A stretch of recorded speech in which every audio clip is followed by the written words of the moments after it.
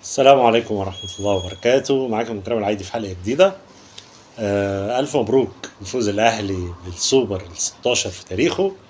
مباراة كانت مهمة جدا وفوز هام جدا في بداية مشوار يسترب مع الأهلي. مباراة كانت رائعة، واحنا زي ما قلنا الراجل ده من أول ما جه يمكن ماتش عن ماتش بيتقدم والأهلي شكله بيتغير من ماتش على ماتش. النهارده يمكن بدأ بنفس التشكيل اللي كان بادئ بيه في المباراة اللي فاتت، مباراة سيراميكا. بدأ بالشناوي حراسة المرمى، في اليمين محمد هاني، ياسر إبراهيم وياسين مرعي، وفي الشمال كوكا، في النص اليو ديانج وحسام وعاشور ومروان، وفي قدام الأربعة اللي موجودين قدام زيزو وبن شرقي وجراديشار وتريزيجيه. يمكن كل اللعيبه اجادوا، ما فيش حد كان سيء في المباراه، او ما فيش حد حتى كان مستوى مثلا نقول تحت الخمسه لو عندنا تقييم للعيبه. اللعيبه كلهم ادوا بشكل كويس جدا. الاهلي بدا يمكن المباراه من اول مباراه وهو بدا ضاغط، فضل بالشكل ده حوالي 30 دقيقه وهو ضاغط على مرمى الزمالك، وكان في فرص زي الشوطه بتاعت تريزيجيه اللي صدها عواد. اكتر من فرصه كانت موجوده للاهلي في بدايه المباراه. ويمكن بعد 30 دقيقه الاهلي بدا يهدي اللعب شويه. اعتقد ان اللي كان مقصود بيها ان انت ازاي تقدر تسحب الزمالك، لان الزمالك كان راكن الاتوبيس زي ما يمكن ما عمل في ماتش بيراميدز، ان هو كان بيدافع، وكان الزمالك نازل الماتش على اساس انه ينهي المباراه، يوصل المباراه لضربات جزاء زي ما عمل مع بيراميدز. وضربات الجزاء بقى بتبقى 50-50 واعتقد ان هم كان ممكن يبقى حظهم افضل، يعني هم شايفين الفرصه افضل لو وصل لضربات الجزاء. فالاهلي زي ما قلت بدا المباراه ضاغط لغايه اول 30 دقيقه، بعد كده بدا يهدي اللعب شويه بحيث ان يخلي الزمالك يتحركوا. ومن بدايه تحرك لعيبه الزمالك جه يمكن الهدف الاول، ان اتخلقت مساحه في ظهر دفاع الزمالك في كره يمكن بن شرقي شفناه نزل في نص الملعب فخد معاه فتوح. وفي الوقت اللي خد معاه فتوح سحب فتوح، فاضطر طبعا الونش ان هو يرحل مكان فتوح، ومحمد اسماعيل يرحل مكان الونش. في الوقت ده بن شرقي جري في المساحه دي اللي اتخلقت بين محمد اسماعيل وبين عمر جابر، واتلعبت براعه من زيزو، مستر اسيست ده له. وكان برضه تصرف رائع من بن شرقي اللي كواليتي تاني خالص، يعني غير اي لاعب موجود في الدوري. فالوقت توقيف نفسه على صدر وقفها بطريقه كويسه جدا، والاجمل ان هو وقفها بترن، ان هو خد الكره على صدره وحرك جسمه لل 18. هو كان وشه ناحيه الباك اليمين، ناحيه الخط اليمين، يعني خط ناحيه الجمهور، ما كانش ناحيه المرمى. فهو استلم ولف لف جسمه على اتجاه المرمى باستلام بتعديل الكوره في نفس الوقت. والكرة نزلت مجرد انها نزلت بوش رجله بشكل رائع، ان هو وش رجله في الارض حط الكرة لدرجة اللي خلت محمد عواد نفسه يتفرج على الكورة وهي بتخش في الجول. ده كان الهدف الاول. طبعا الهدف كان في الدقيقة 43. قبلها يمكن الزمالك كان في الوقت اللي هو الاهلي بدأ يهدى شوية ويدي فرصة للزمالك يتحرك. كان الزمالك حصلت له فرصتين. يمكن الفرصة بتاعت شيكوبانزا مجهود فردي، خد الكرة وقعد يجري وعدى يعدي لغاية لما وصل جول 18.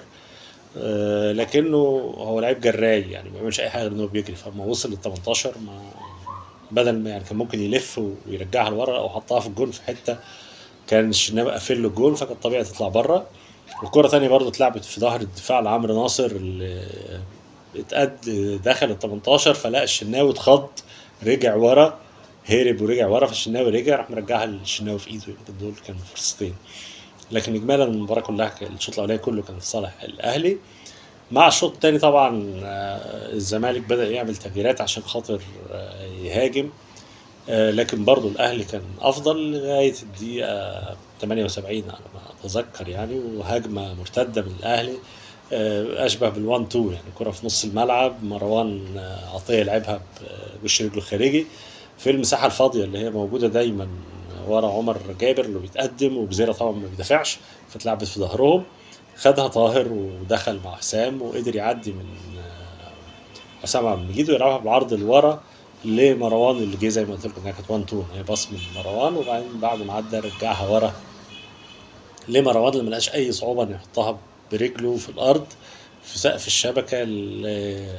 عواد اللي حاول يطلعها طبعا ما عرفش، جت في ايديه في سقف الشبكه. وكان الهدف الثاني طبعا هدف المفروض ان هو قتل المباراه تماما يعني بالنسبه للزمالك. للاسف يمكن في الدقيقه بعدها في الدقيقه 40 تقريبا او حاجه كده من فاول في ناحيه اليمين خرج الشناوي تقدير خاطئ يعني للكوره، لعبها الجزيري في الجون، لكن حسن الحظ يعني لما رجعت للفار كان الجزيري لعبها بهده، من هده لايده، يعني اشبه بلعيبه الطايره ان هو زي ما يكون واحد بيستقبل كوره يعني بايديه الاثنين، فمن هده لايده للارض. حاول ياسين مرعي يطلعها ما عرفش. فاتحسبت الكوره لمسه يد. طبعا زي ما قلنا الاهلي بعد يعني حتى الجون ده بعد ما الاهلي اتلغى، الاهلي مسك الكوره اكتر وبدا يحرك اللعيب، يحرك الكوره لبعضه، والاهلي كان مسيطر على المباراه تماما. والزمالك يمكن من الدقيقه الاولى للدقيقه 90 كان بدون خطوره. طبعا الاهلي في الشوط الثاني عمل 3 تغييرات، فنزل طاهر مكان جراد شار، وطبعا قلنا طاهر كان السبب في الجون الثاني، ونزل طلع تريزيجيه وطلع اشرف بن شرقي، ونزل بدلهم بيكهام مين؟ بيكهام نزل عمل 3 تغييرات يعني افتكر الثالث مين. لكن عموما الاهلي كان محمد علي بن رمضان، طبعا محمد علي بن رمضان الثالث.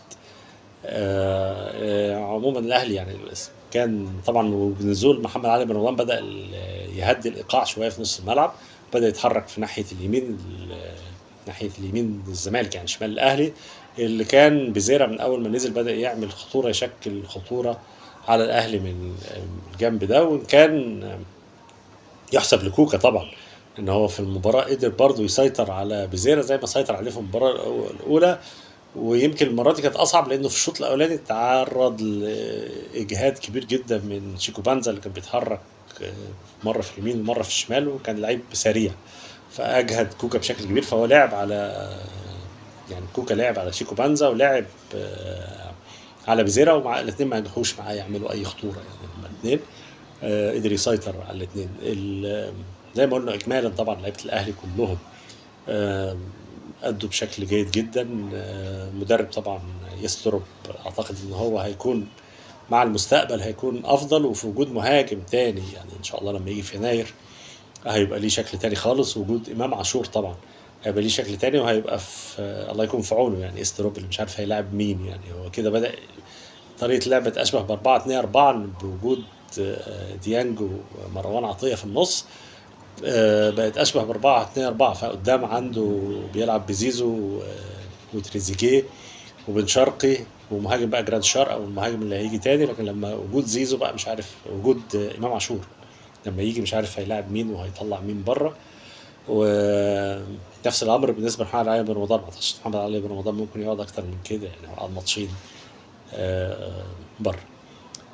عموما زي ما بنقول ده فعل حسن يمكن كل المدربين الاجانب اللي جم في الفتره الاخيره في الاهلي بيكسبوا دايما، بتكون بدايتهم بدايه السوبر وبيبداوا يحققوا بطولات، زي ما اخيرا مثلا كولر كان بدايته برضه بالسوبر، فايلر كان بدايته بالسوبر. فان شاء الله يكون بدايه يسترب في ان شاء الله بعد كده يبقى قدامه الافريقيا والدوري والكاس والرابطه كل البطولات ان شاء الله. اعتقد ده كان اهم حاجة في الفيديو بتاعنا، وما ننساش لو عجبكم الفيديو لايك وشير وسبسكرايب، والسلام عليكم ورحمة الله وبركاته.